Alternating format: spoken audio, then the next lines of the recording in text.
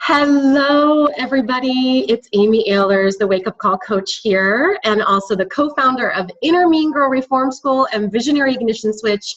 And I am so excited and delighted today because I wanted to bring a dear friend of mine on to really go deep with you today about your body and about your whole body intelligence. And if you don't know what that means, we're going to get into it because I've invited my dear friend Steve Sisgold to join me here today to really dive deep with you about what your body is telling you. And Steve has been doing this work for over 25 years. He is an incredible speaker. He speaks at Fortune 500 companies. He does amazing online programs. He works one-on-one with clients.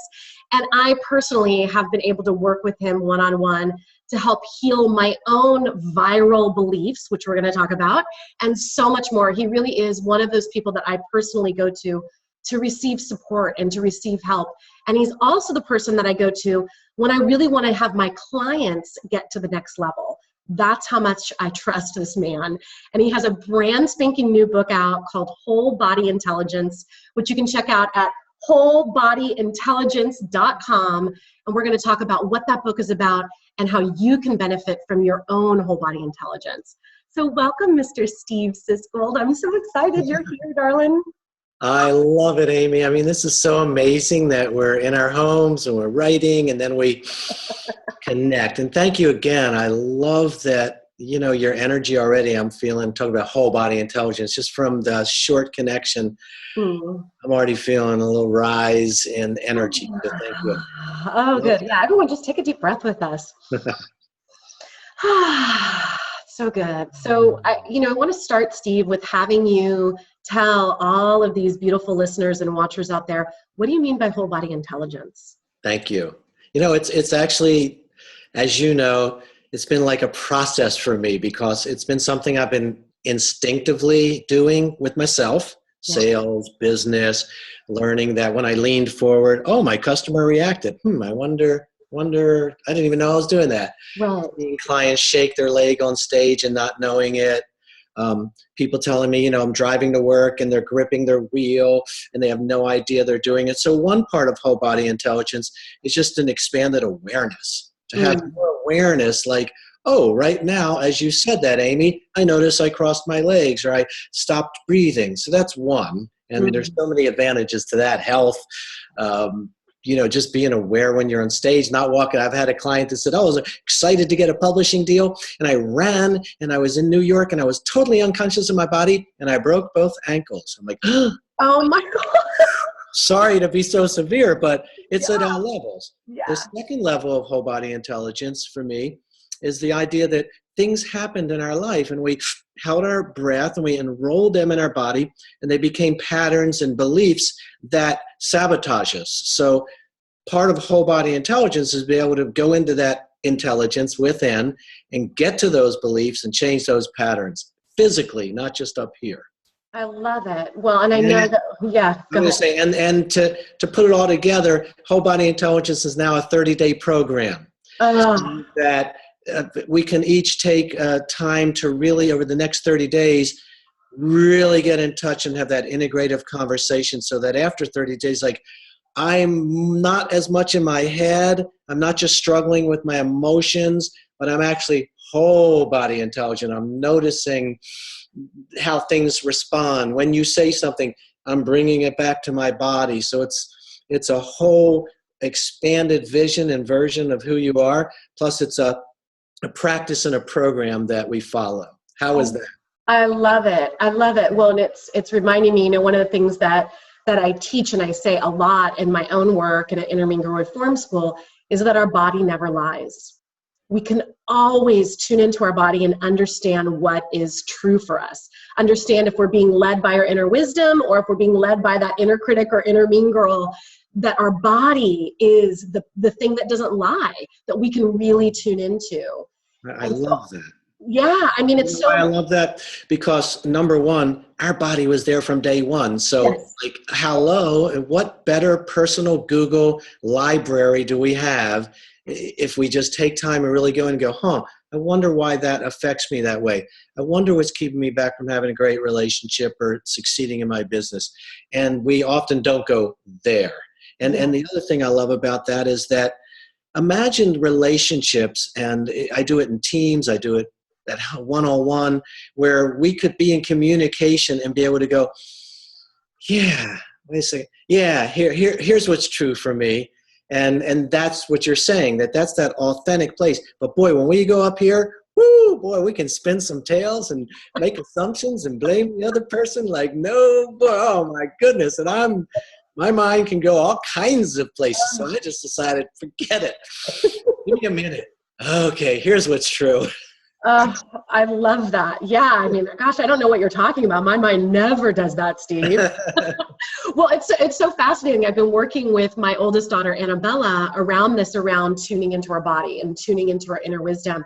And we even have done some, I guess what some will call woo-woo stuff of muscle testing, of actually being able to tune into your body and think of something, a decision, and noticing how your body reacts when you're telling the truth or when you're not. And it's been so wild to watch Annabella at 7 years old tune into her body and really look at, oh, is that true for me or is that not true for me? And then notice how she tries to manipulate it of well, mommy, is now a good time for me to go to bed? And her body will be very clearly yes, it is. And she'll be like, but wait, no, wait. It's very... That's the best thing you can do for a child. I'm just so happy to hear that, because, we all had that. We had that instinct. I have to give you a quickie.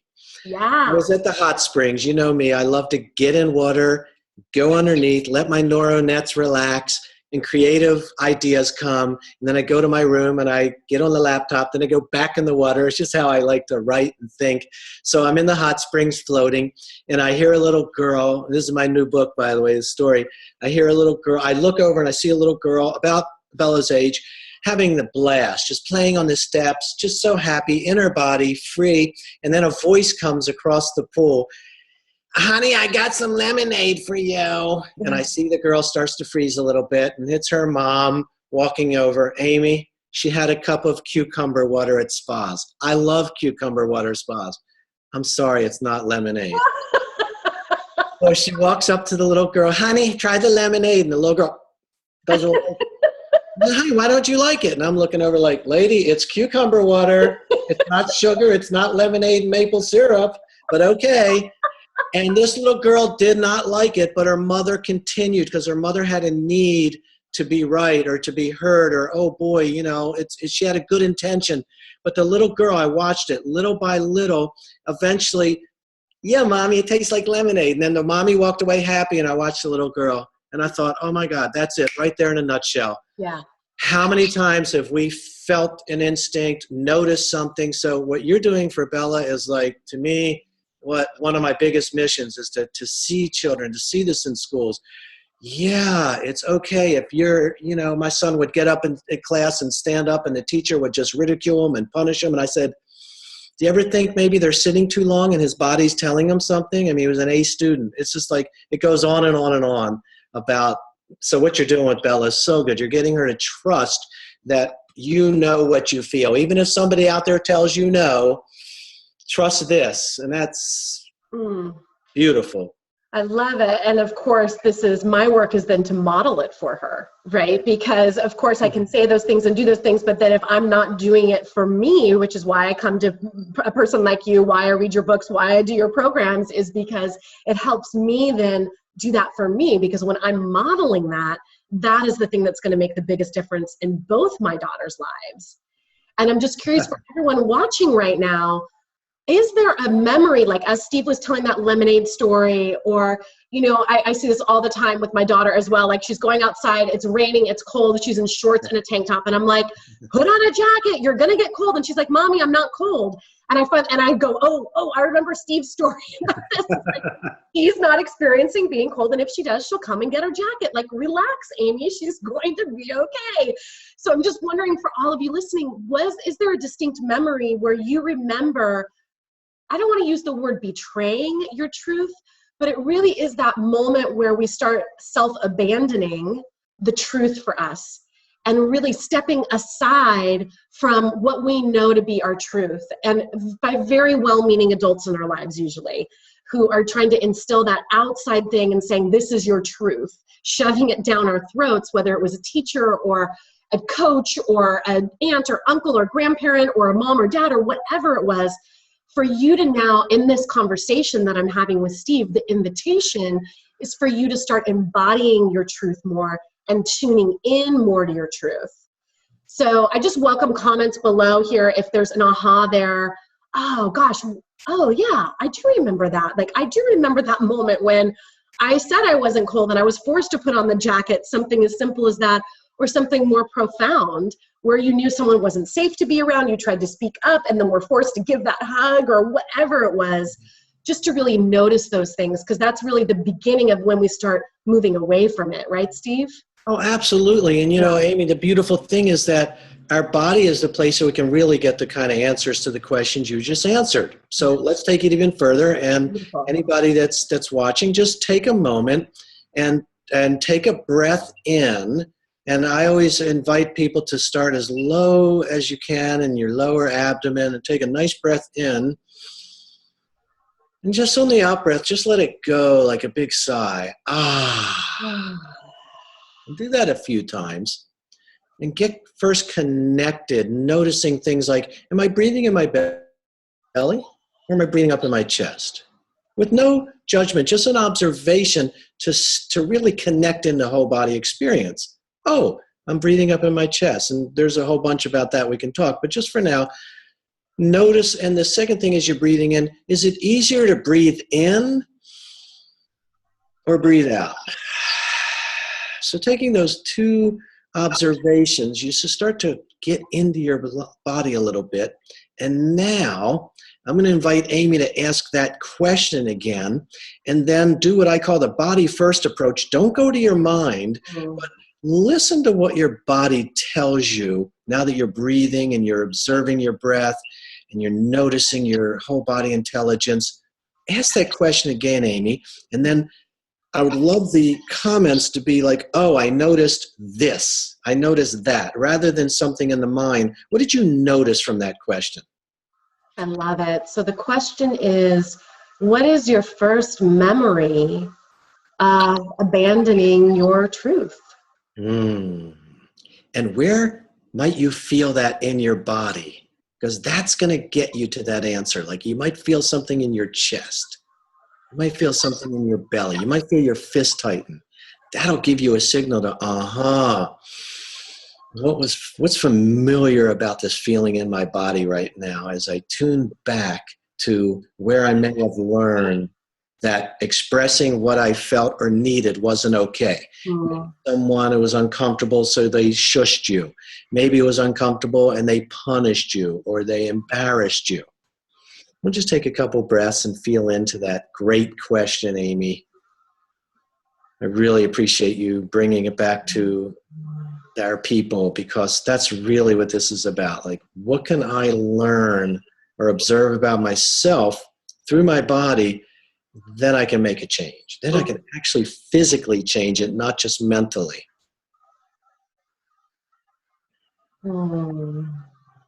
So what did you get, Amy? What came up for you around that question? You know, it's interesting because I had this memory. I felt a whole bunch of sensation and warmth and heat in my belly. And I had this very distinct memory of being in dance class as a little girl. And I remember, you know, I'd be in my little leotard, and I was, you know, I was definitely a kid that had the, you know, the big cheeks, and I had some chubbiness and, you know, what have you. And I just remember being there. And then this very distinct moment when I remember looking in the mirror and then comparing myself, maybe for the first time, to the other little girls and noticing that my body was different. I had a little bit of a bigger belly. I was a little chubbier, and feeling totally ashamed for the very first time of the shape, of just my shape in that moment. And feeling really embarrassed, and remember like wanting to cover up, wanting to not be in the leotard and wanting to like put a big t-shirt on or something like that. And it really felt like that first time when I felt like my body wasn't okay. And up until that point, I'd been so free in my body, like you were describing, that little girl that was running around in dance class. I'm like, look at my boobs, look at my jazz hands, you know, whatever. Yeah. And then suddenly that joy being taken away from me in that moment, by my inner mean girl, in the language that I would say, by that comparison that came up. Really profound. And what did you do? And let me, before you answer, see, what I heard there, which is beautiful, is that something happened and you didn't have a Steve Sisgold on your shoulder to go, oh, Amy, you're beautiful, you're amazing, you're perfect, yeah. Your body is perfect, you're awesome, keep dancing. Yeah. Take a breath and just release that belief and like go for it. So then what happened is, because most of us didn't have that, and many of us had just the opposite. We would have someone that go, yes, you're that, or no, you're not, or whatever. What did you do? And I ask you that again from a whole body intelligence approach, because often in those moments is where we either hold our breath, or we roll our body to crunch up, or we get quiet, and that's when it starts. That's when the pattern starts. And then the next time we do it, and then the next time we do it, and then it just becomes our body personality is what I call it. Okay, this is how I react to those situations. Yeah. Yeah, I remember feeling very like contracted, like you were saying, like that feeling of my breath stopping and feeling embarrassed, like heat coming to my cheeks. And then this feeling of like contraction happening in my body, just total contraction, and feeling like I just wanted the floor to swallow me up so that I didn't have to be in front of that mirror in that dance class anymore. So that, thank you so much, because that's a perfect example of really what I'm here to talk about, is that, you know, things happen to every one of you. Everybody out there, things happened, you know, your moment on stage, your moment to express yourself. The first time I left my neighborhood, Amy, I grew up in a very safe communal, everybody was uncle, aunt. Every door was wide open. It was a row house, inner city. You've seen my neighborhood if you watch any Barry Levinson movies. If you've seen any Baltimore movies, that was me, inner city. And it was wonderful. And the first time we left the neighborhood, we got up to the main thoroughfare, and I didn't know. To me, everybody was loving and great. And my friend and little Stevie Sisgold, what a miracle he is. And just a lot of love. And this was the first time my cousins and I left the neighborhood, and we got out there like big shots. We're going to hitch and see what the world's like. And a big shiny Chevrolet pulled up with a bunch of crazy, scary looking guys. And they were swinging these chains. And they basically told us that don't ever come up here again, and beat us up. And we ran home. Wow.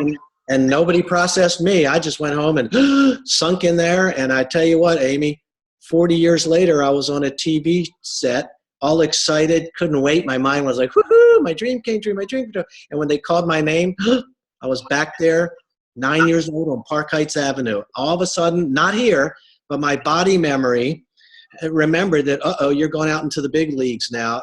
It's not safe. Isn't that crazy? That as a child, the first time I left something that was comfortable, well, that kind of belief is what keeps people off stage from having a great relationship, from asking for what they need at work, from asking for that promotion.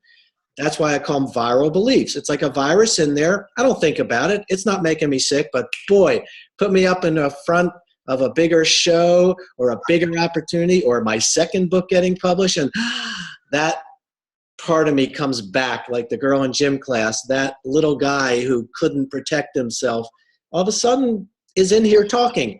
Yeah. Thank God I'm whole body intelligent, that I can go in there and feel that, release that feeling, and then embody, of course I'm safe. I'm on a TV set. And then I go out and have a good interview. But if I didn't, like most people, I might run home. I might screw up the interview, and that's what we do. You know? Totally. We end up sabotaging ourselves completely.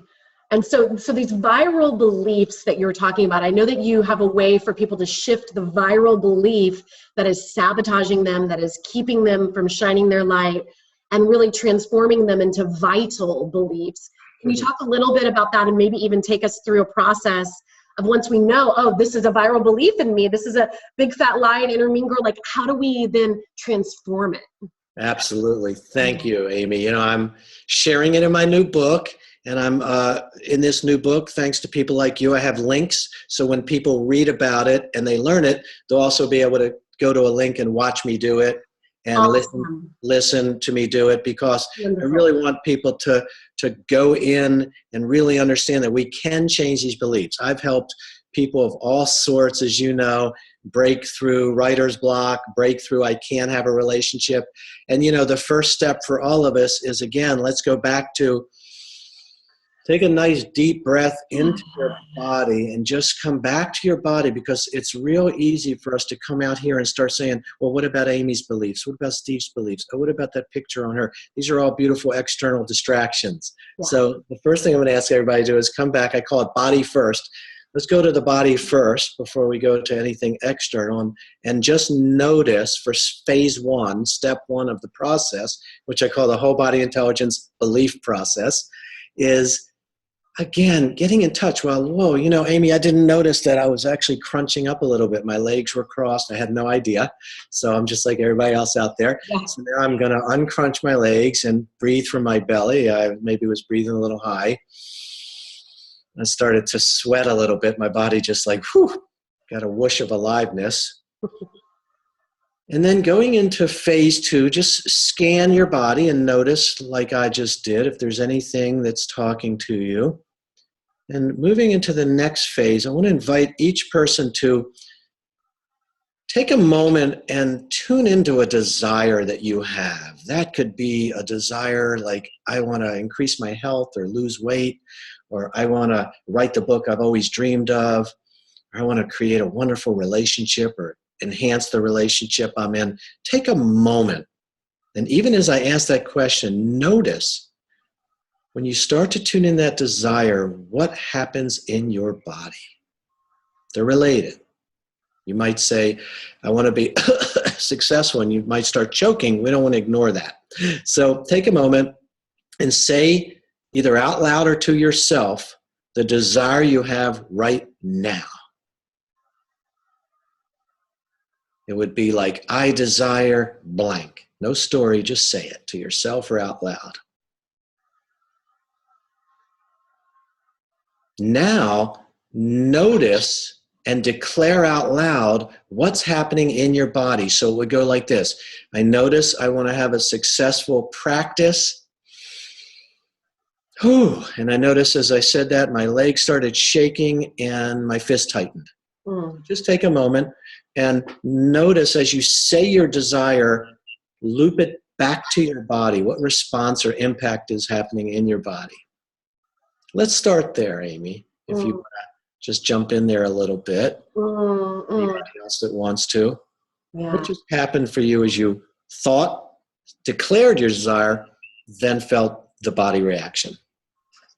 You know, for me, as I was really tuning in to two different desires, I kind of did it twice.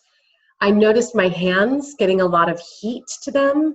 And again, that like feeling in my solar plexus and my belly of a lot of heat.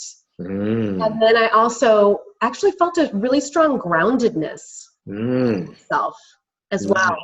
You know, and Steve, I have to say that I'm flashing back to being at a workshop with you in one of your amazing workshops before I was pregnant with my second daughter, and doing this exercise in a partnership and saying, and I think actually maybe I even got in the center of the circle and like stated, I am an amazing, vibrant mother of two that is impacting millions and receiving millions and giving millions. I remember. You remember this? Absolutely. So I had been struggling to get pregnant for some time, you know, and it was like, I like worked through some of those blocks and those viral beliefs, and it was like everyone in that room was like, I believe you, yes. And I was like, I believe me, yes. And then thank goodness I ended up being able to create that, manifest that, whatever words you want to use, allow that in, maybe is the best way to put it, right? That the blocks cleared and I was able to allow that in for my life. And so I just say all of that to you watching right now, and you know, you get this book, hook up with Steve, do his courses, because it will change your life when you clear out these viral beliefs and allow yourself to tune into what's going on with your body. Just love it so much, Steve. Thank you, Amy. Well, let's take that a little further. So what you did and what we're doing now is, so when you contact that heat, or you contact that fist, or you contact, I'm holding my breath, or you say, I want a loving relationship that's very open, my heart's open. Oh, wow. Rather than pushing that away, take a deep breath and exaggerate that, feel into that, feel the familiarness of it. Like, what happens when I say I desire something and a lot of heat comes to my belly? Maybe that's a familiar feeling. Like, what happened to Steve in the green room that the anxiety came over him and he became small? That was the little boy protecting himself again. So breathe into that and exaggerate that. It might mean your arms want to go out, your hands want to shake, whatever that is. Allow that belief to surface before you, unfortunately, a lot of us try to go right to the affirmation, but I'm saying, no, that's a mental, trying to will it into your mind. Feel it in the body and express it. Maybe you want to express, I'm angry. Maybe you want to express, I'm scared. And then as you're expressing that, we'll just shortcut it here for now. Shake it out, move it out, express that, and have it be what is. Don't resist it. So when I'm about to go on a big stage, I notice I'm afraid. Thank you. I always tell people, thank you. Thank you. Courageous. Instead of trying to laugh it off or, but I know this, but I know I can do better. No. When you go on stage, you feel fear, and where? In my chest. Now you're connected. So we allow that in that stage, Amy, to be expressed and revealed. And after that gets shaken out a little bit, then we work on bringing it in and embodying it. And as you know, I work in three specific areas. One is the heart. So I ask people to say, I love myself as a woman with 2 children, writing books. I'm a millionaire. You used to say I'm a pregnant millionaire, and you right on there, Amy. You're so rocking right now. You're so popular. I look at your books. They're selling so well. And, oh, God, do I love that baby. I mean, she's a big girl now, but everybody at our party here, oh, Buddha. I mean, you manifested, sweetie. But you needed to love yourself as that. The second is your belly. Can I accept that? Can I accept myself as a best-selling author? Oh, no, people said. Can I accept myself being in a relationship? No, it's going to hurt so-and-so. That's a big one for people, to really get it in the belly. And the third is in the throat. Can I express it? Can I walk in a room and go, yes, I am this? Or get on the stage, can I embody it versus just talking about it, but my body's giving a different micro message that's confusing people. Yeah. So it's really releasing it, finding it, releasing it, and then embodying the new vital belief. So the new vital belief would be, as I walk on stage, I'm fully safe and accepted and received. Ooh, not yet. My throat doesn't quite accept that right now. My shoulders go up. Okay, your body's been hearing something else for a lot of decades, so it might take a little time until your body absorbs the new belief. But here's my experience. When your body embodies that new belief, man, you just walk in a room, it happens. I told you, Amy, I had my own relationship issues I was diving through for years, and I realized I am the lottery. I'm a prize. I will accept nothing less than I deserve. Took a while for my body to even fathom that could be real. And I walk in a room and I meet Amanda, who you know and who I love. And so amazing. It's like I had to do the work in my body before I could attract. You needed to do the work in your body before this beautiful spirit could enter and your income would quadruple and more, in just months. Yeah. Isn't it? It's so beautiful. I love it. I love it. So I'm really hearing the process is to really name what it is that you deeply desire and to say that. And I really want to encourage people to say it out loud. At least 3 or 4 or 5 times in a row until your body hears it and wakes it up. And then noticing what's going on in your body, exaggerating, breathing through whatever's going on in your body.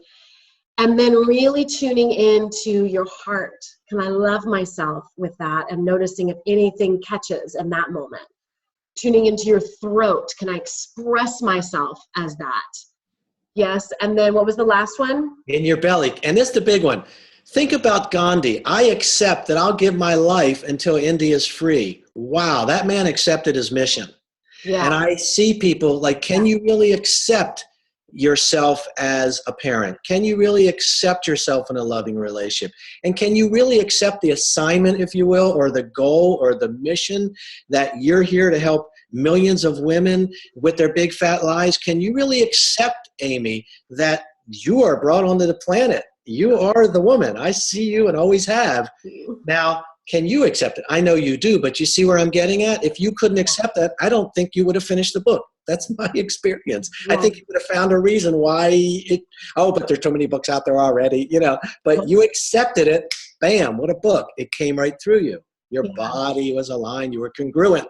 Yes, congruency. I love it. And I think that accept place is so important, and especially for women, which I know so much of my tribe is women, that we've just been taught not to accept and not to even allow ourselves to feel any of those negative emotions. So I love the releasing of the resistance to it and just saying what's true. Steve, I'm a truth teller. It's like, what is true here? What am I truly feeling about this? And speaking that truth and then feeling it and getting it back into congruence.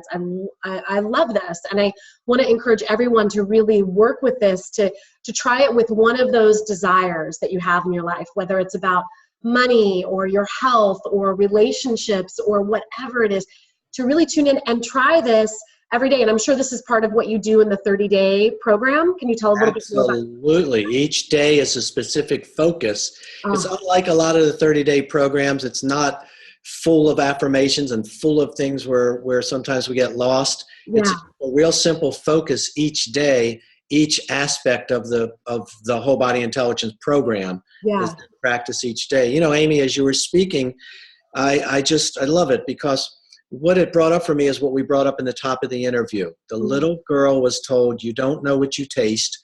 You can't say no. Right. Of course, that's going to show up later when she desires to write that book, wants to do something, gets that instinct. And Amy, I wrote a book with some people, and then I wrote my own book, What's Your Body Telling You? It was a big project for me to come out, because I was always the guy behind everybody else.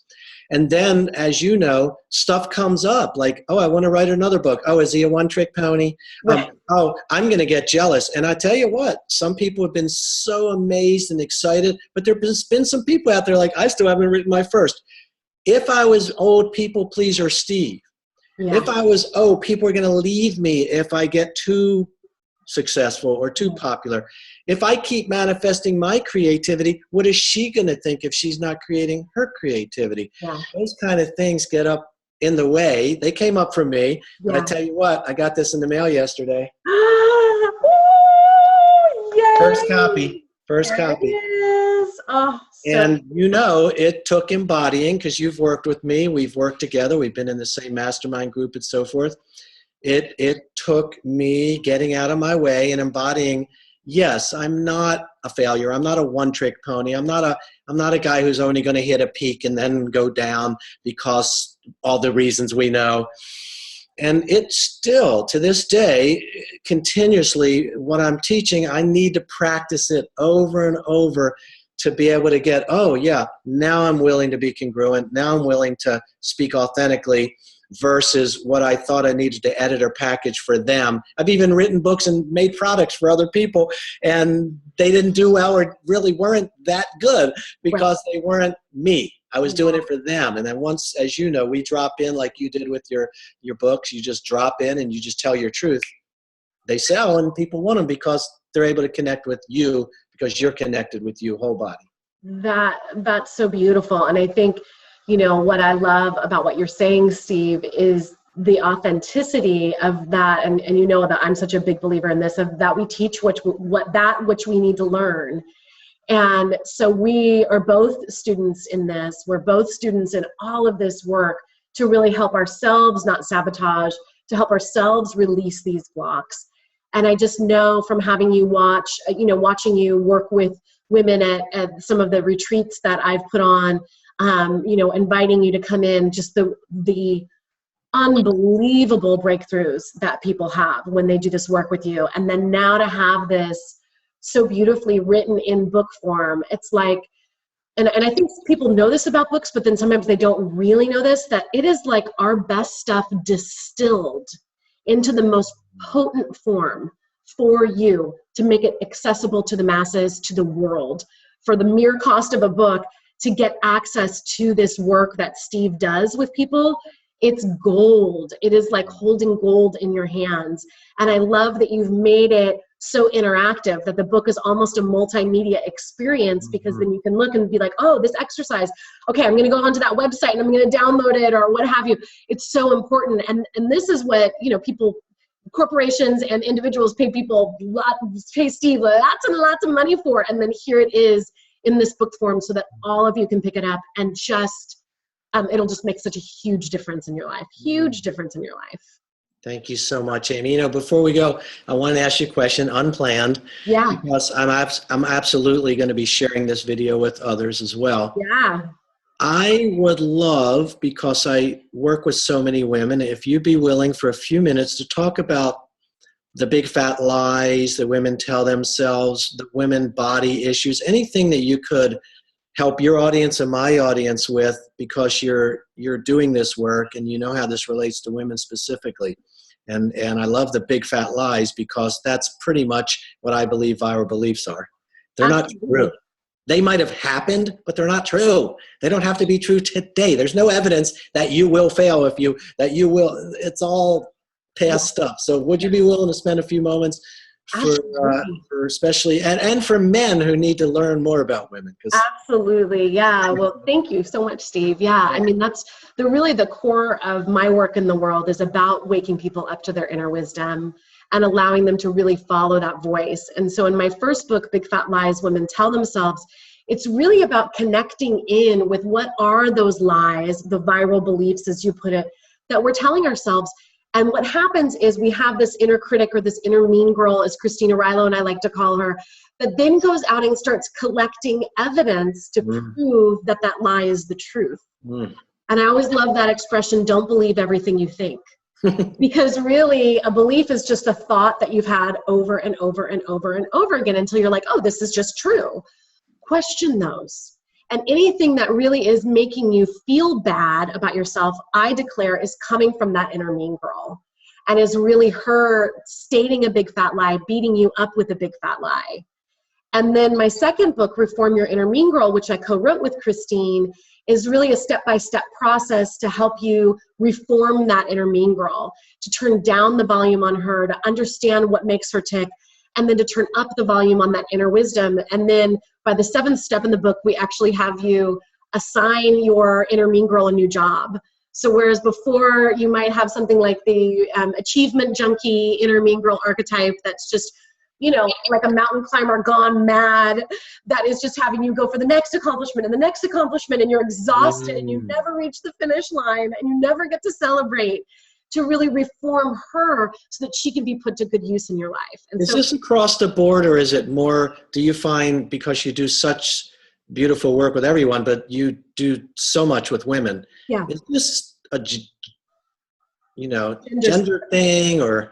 No, I've worked with a lot of men. I've been coaching now for 15 years, and I've definitely worked with a lot of wonderful men. And what I've noticed is I believe that men are also very hard on themselves and put a lot of pressure on themselves.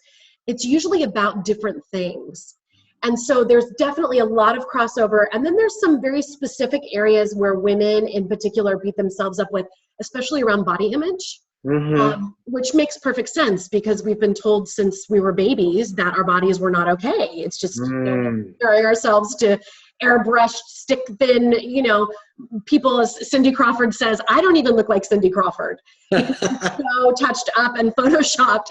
So it's like we have these comparisons and these pressures specifically to women. And I think also if you look at where women are today, with being out in, living their dreams for their profession and their callings and in their work life. And then, you think about that and the breadwinners and the money that women are making and all this power that they have, but then nothing got taken off their plate. And I notice this all the time with women, the pressure, it's just like all of a sudden we got added on a whole career pressure now, in addition to having a perfect body and having perfect children and having a perfect home that looks perfect all the time. And then we got finally are, making our way towards making the same amount as men. And now we have all this career pressure on top of it. Wow. And do you find that women hold it in specific areas? I mean, I'm not a generalized, I love Louise Hay's books and other books. I'm not like every time you get an itch, it means this, but I'm just curious. Like I know men absolutely hold it in their lower body often and a lot in their jaws and their fists. I was just wondering, like, if you notice that women hold some of this in specific places. I think that's a super fascinating question. We should do a study on it, Steve. That'd be interesting to figure out. I mean, I would say in general, I feel like a lot of women hold a lot in their bellies. I feel like, and it makes sense. It's the place of our reproductive organs, obviously, our uterus, like all of these areas that we have as women that I believe really can get clogged up with energy. And it really is our life force, whether it's our fertility of making actual babies or our fertility in creating what we want in our lives. And so I've noticed it a lot there. And I will say the jaw as well, huge for women. Women had to smile and they didn't want to. I'm really glad we're touching a little more specifically before we go, just because, I think what you're modeling and what we're talking about is, if as you're watching this, to really keep doing that body first. I'm going to bring it back to my body. So when Amy said that about that mountain climbing woman, what did I notice? What did I feel? And when she mentioned about the belly or the womb or, what am I noticing? And that's a great place for people to go to from this call.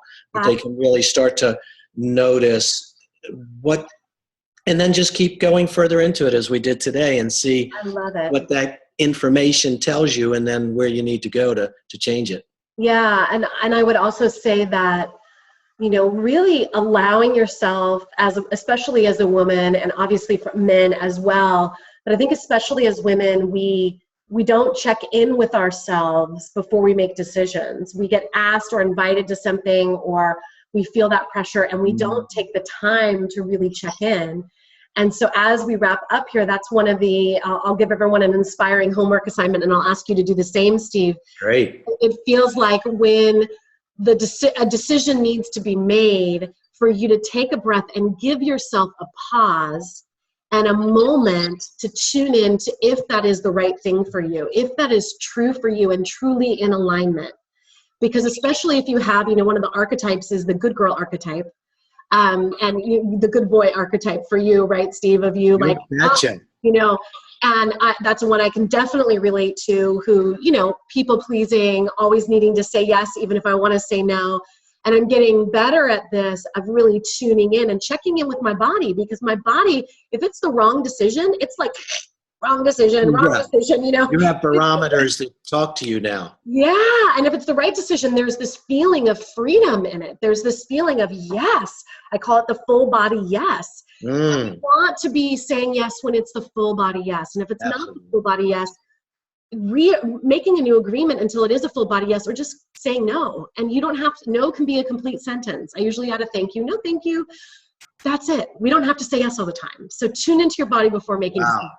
Best advice of the day, because when we do that, we go down some roads that aren't fun to go down. So thank you. That's right. What about you, sweetheart? What's a good inspiring homework assignment for everyone? I would like everyone today to practice saying out loud something that you want to bring in to your life. Just walk around saying that.